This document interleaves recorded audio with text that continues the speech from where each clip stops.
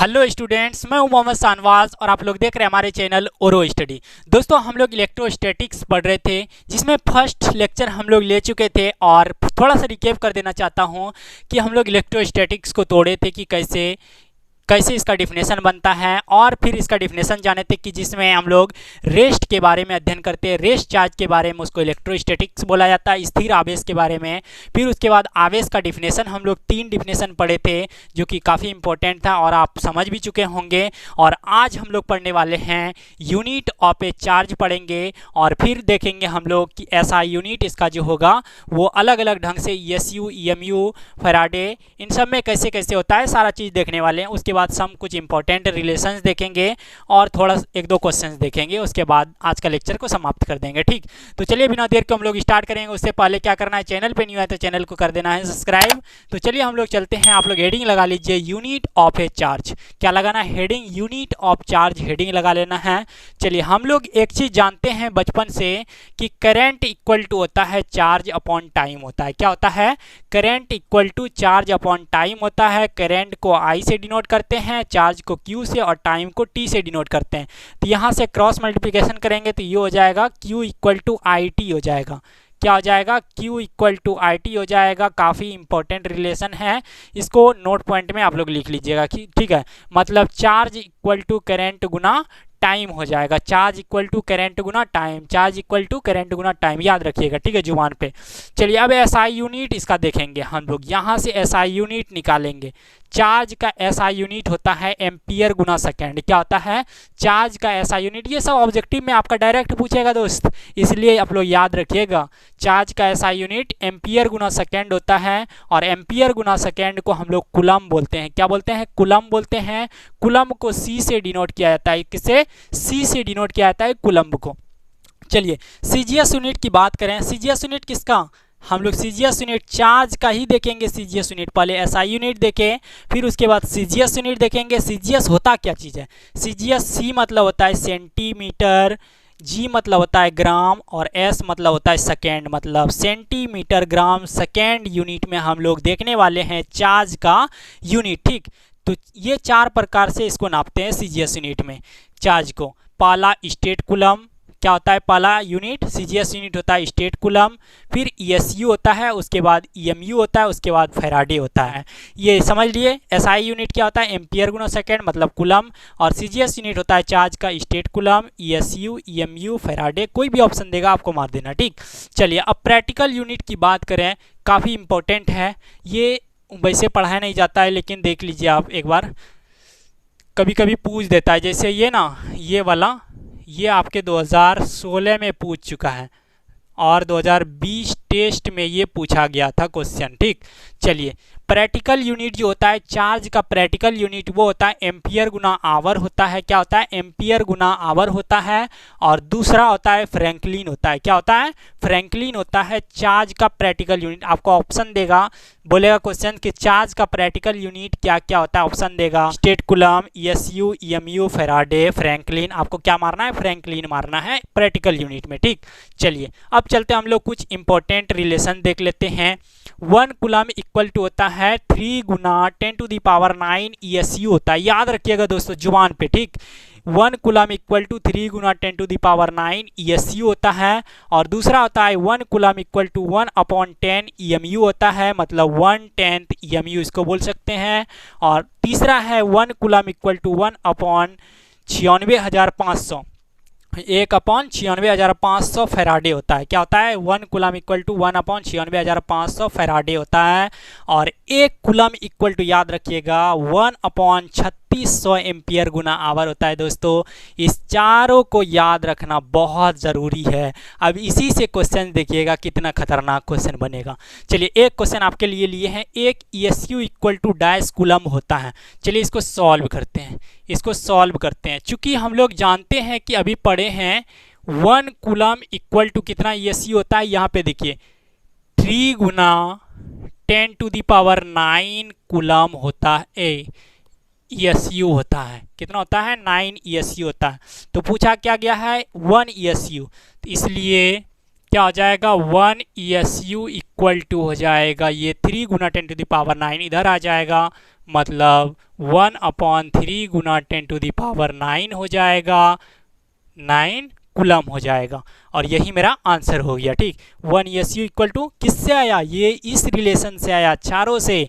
इसीलिए आपको पूछ सकता है, पूछेगा कि आपका 1 MU इक्वल टू कितना कूलम होता है, तो आपको क्या बताना है, 10 कूलम। पूछेगा 1 फैराडे इक्वल टू कितना होता है, तो क्या बताना है, 96,500 कूलम। उसके बाद पूछेगा 1 एम्पियर गुना आवर कितना होता है, 3600 कूलम होता है। ठीक, आपको बताना है। तो चलिए इसका स्क्रीनशॉट लीजिए, पहले आप इधर का स्क्रीनशॉट लीजिए आप। चलिए अब इधर का स्क्रीनशॉट लीजिए। चलते हम लोग कुछ नोट पॉइंट देख लेते हैं रिमार्क्स के रूप में। तो देखिए, charge on electron, charge on electron equal to होता है, इलेक्ट्रॉन का चार्ज कितना होता है, 1.6 गुना 10 टू द पावर 19 कूलम होता है। निगेटिव में कितना होता है, अगर इलेक्ट्रॉन रहेगा 1.6 गुना 10 to the power -19 coulomb negative में, और चार्ज ऑन प्रोटॉन अगर रहेगा, यानी प्रोटॉन का चार्ज भी इतना ही होता है, 1.6 गुना 10 टू द पावर -19 कूलम ही होता है। लेकिन क्या होता है, पॉजिटिव में होता है प्रोटॉन का, और इसका इलेक्ट्रॉन का क्या होता है, निगेटिव में होता है। डैट इज अगर दोनों तरफ मॉड लेंगे हम, तो इलेक्ट्रॉन इक्वल टू प्रोटॉन हो जाएगा। दोनों तरफ मॉड लेंगे तो माइनस हट जाएगा, तो इलेक्ट्रॉन इक्वल टू प्रोटॉन हो जाएगा। तो यहाँ पे 3 डिडक्शन आ रहा है। यदि इलेक्ट्रॉन प्रोटॉन से ज़्यादा होगा, यदि अगर प्रोटॉन इलेक्ट्रॉन से, मतलब इलेक्ट्रॉन अगर प्रोटॉन से ज़्यादा होगा तब निगेटिव चार्ज होगा। यहाँ पे डिडक्शन आ रहा है इसी से, अगर यदि इलेक्ट्रॉन प्रोटॉन से ज़्यादा होगा तो क्या होगा, निगेटिव चार्ज होगा। दूसरा, इलेक्ट्रॉन अगर प्रोटॉन से कम होगा यानी लेस देन होगा तो पॉजिटिव चार्ज होगा। और यदि इलेक्ट्रॉन इक्वल टू प्रोटॉन होगा तो क्या हो जाएगा, न्यूट्रल हो जाएगा। चलिए अब चलते हम लोग एक क्वेश्चन लेते हैं। इलेक्ट्रॉन पर चार्ज निकालना है अलग अलग, ESU में, EMU में, फैराडे में, एम्पियर गुना आवर में हम लोगों को निकालना है। ठीक, तो इसके लिए क्या करना होगा, ये चीज़ याद करना होगा, तभी ये चीज़ फाइंड कर सकते हैं आप। इसको ज़रूर याद कर लीजिएगा, इसको बता चुके हैं हम। तो चलिए अब इसको देखते हैं हम लोग, और इसको जुबान पे याद रखिएगा। ठीक, डायरेक्ट आपके एग्ज़ाम में आता है। चलिए इसका सॉल्यूशन देखते हैं। इसका सॉल्यूशन फर्स्ट वाला का सबसे पहले, इलेक्ट्रॉन पर चार्ज, इलेक्ट्रॉन पर चार्ज कितना होता है, 1.6 गुना 10 टू द पावर 19 कूलम होता है। कितना होता है, अभी पढ़े हम लोग, 1.6 गुना 10 टू द पावर 19 कूलम होता है। ठीक, चलिए इसको आगे बढ़ाते हैं। 1.6 गुना 10 टू द पावर -19 को लिख दिए, गुना इसको 1 कूलम को अलग लिख दिए। ठीक, चलिए हम लोगों को किस में निकालना है, पहला ESU में निकालना है। तो 1 कूलम इक्वल टू कितना ESU होता है, देखते हैं यहाँ पे पहला नंबर में 1 कूलम इक्वल टू 3 गुना 10 टू द पावर 9 ESU होता है। पुट कर दीजिए 1.6 गुना 10 टू द पावर -19 गुना 3 गुना 10 टू द पावर 9 ESU, कितना, 9 ESU। अब इसको सॉल्व कर देते हैं, मेरा आंसर आ जाएगा।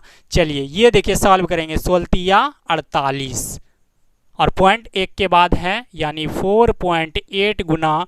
अब इसको अगर समेटेंगे 10 टू द पावर -19, इधर 10 टू द पावर 9 जुड़ जाएगा, तो ये हो जाएगा 10 टू द पावर -10 हो जाएगा। ठीक है, -10 हो जाएगा, ESU हो जाएगा। कितना हो जाएगा, ESU हो जाएगा। और ये मेरा आंसर हो जाएगा। ये मेरा क्या हो जाएगा, आंसर हो जाएगा। इलेक्ट्रॉन पर चार्ज किस में निकला, ESU में निकला। चलिए अब निकालते हैं EMU में। इसी तरह आप लोगों को फाइंड करना है। चलिए बहुत ही आसान है। चलिए दूसरा नंबर देखते हैं। इलेक्ट्रॉन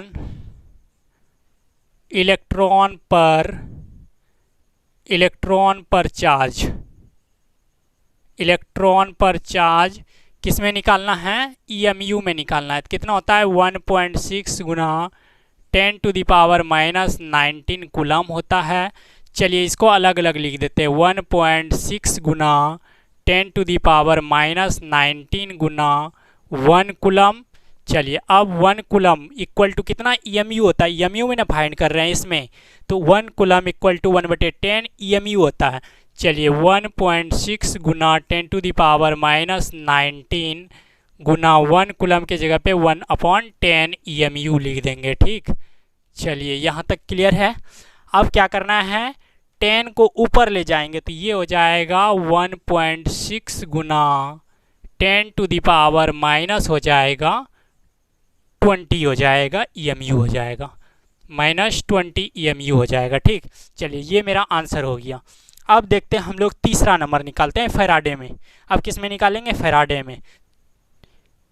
इलेक्ट्रॉन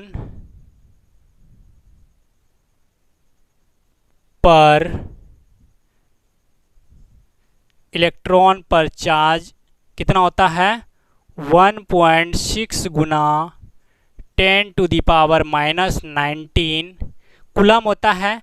कूलम को क्या लिख देंगे, 1 कूलम लिख देते हैं डायरेक्ट। ठीक है, चलिए हमको फाइंड करना है। अब फैराडे में फाइंड करना है तो 1 फैराडे इक्वल टू 1 अपॉन कितना होता है, 96,500। ठीक, 1.6 गुना 10 टू द पावर -19 गुना 1 अपॉन 96,500 फैराडे होता है। ठीक, अब इस 96,500 को लगभग हम लिख सकते हैं, 96,500 को ये किसके करीब है, 1 लाख के करीब है। लगभग इसको लिख सकते हैं, लगभग 1 लाख लिख सकते हैं। ठीक, इकाई, दाई, सैकड़ा, हज़ार, 10,000, लाख। ठीक, चलिए लगभग में लिख दिए। इक्वल टू क्या हो जाएगा, 1.6 गुना 10 टू द पावर -19 गुना 1 अपॉन हो जाएगा, इतना लिख देंगे, यानी 10 टू द पावर 5 हो जाएगा। कितना हो जाएगा, 1 2 3 4 5। ठीक, 10 टू द पावर 5 हो जाएगा। चलिए लिख दिए। अब चलिए इस 10 टू द पावर 5 को ऊपर ले जाएंगे तो ये हो जाएगा 1.6 गुना 10 टू द पावर, ये ऊपर ले जाएंगे तो ये हो जाएगा 24 फैराडे हो जाएगा। कितना हो जाएगा, 24 फैराडे हो जाएगा, आंसर हो जाएगा। आंसर ये मेरा हो गया। ठीक, चलिए लास्ट है, आपको एम्पियर गुना आवर में निकालना है। ये भी आसान ही है। लास्ट है 4th नंबर, क्या है, इलेक्ट्रॉन पर चार्ज कितना होता है, 1.6 गुना 10 टू द पावर -19 और 1 कूलम को अलग लिख देते हैं।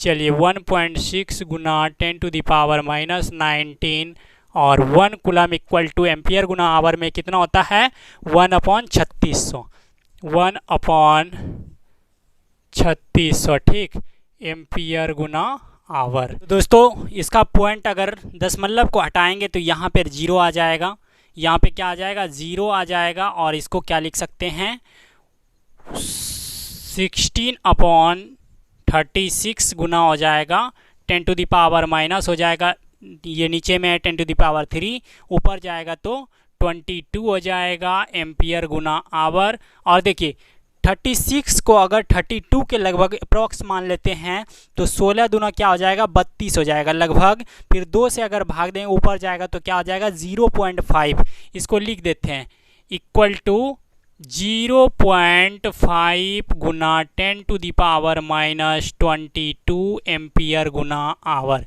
ये चीज़ समझे ना, ये डायरेक्ट नहीं आ रहा है, कटेगा तो ये 2 नहीं आएगा, लेकिन अप्रॉक्स में हम मान निकाल देंगे। अगर 16 से कटा देंगे इसमें तो कुछ आएगा, 16 दूना 32 फिर आएगा, पॉइंट में आएगा, तो लगभग हम इसको 2 बार में कटा दिए। ठीक, फिर 2 से अगर ऊपर जाएगा ये मतलब पॉइंट लेंगे तो ये हो जाएगा 0.5 गुना 10 टू द पावर -22 एम्पियर गुना आवर। चलिए कुछ हम लोग नोट पॉइंट लिख लेते हैं, ठीक, चलिए इसको मिटा के लिखते हैं, नोट पॉइंट साथ साथ लिखते चलिए आप भी।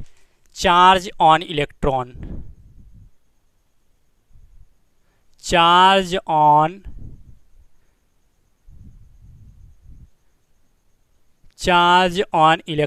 इक्वल टू पहला 1.6 गुना 10 टू द पावर 19 कूलम होता है, ये सबको पता है। अब मेरा क्या आया, ESU में कितना आया वो चीज़ देखेंगे। ESU में मेरा कितना आया, ESU में देखिए कितना आया, 4.8 गुना 10⁻⁻10 आया, 10⁻⁻10 ESU आया। फिर EMU में मेरा कितना आया है इलेक्ट्रॉन पर चार्ज 1.6 गुना 10⁻20 कितना आया है 20 EMU आया हुआ है।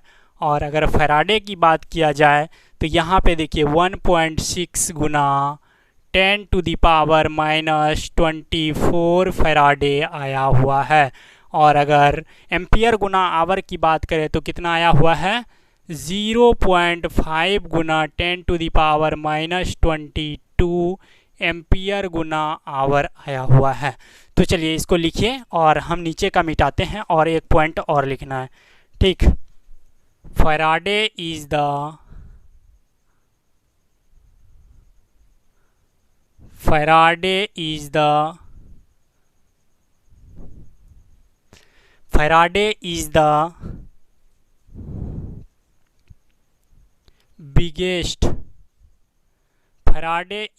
biggest and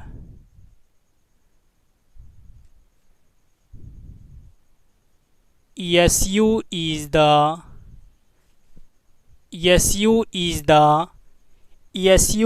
the smallest unit.